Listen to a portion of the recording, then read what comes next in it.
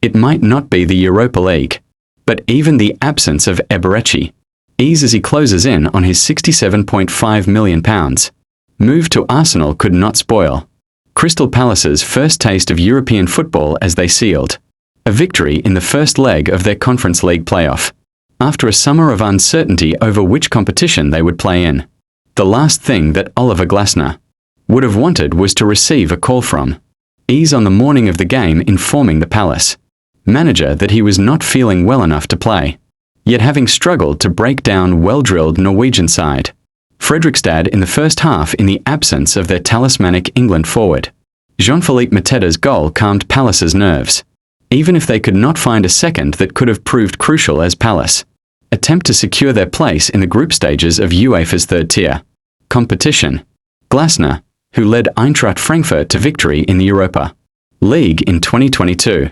will know that this tie is far from over given that they must play the second leg next week on an artificial surface. Nothing is ever certain when it comes to Palace. Glasner could not hide his disappointment beforehand that Ease would not feature, admitting that it had disrupted his side's preparations. It is not what you want to do, to change the starting 11 on match day, especially in this situation, the first time in European football for Crystal Palace, he said before kickoff. Despite the lingering feeling of disappointment of not being able to take up their place in the Europa League, there was still a sense of anticipation on the streets of South London beforehand. The Conference League anthem was widely booed as the Palace ultras behind the goal immediately struck up their chant that takes aim at UEFA former part owner John Textor and the Nottingham Forest owner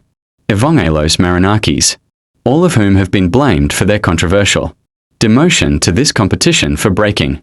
multi-club ownership regulations. Strictly speaking, Palace have played in Europe before, but it was in the long-forgotten Intertoto Cup in 1998, when they qualified because they were the only English team to apply for entry. That adventure lasted only 2 matches in 4-0 aggregate defeat against Turkish side Samsunspor, and having been eliminated in a playoff while in charge of Wolfsburg, Glasner was clearly taking no chances here.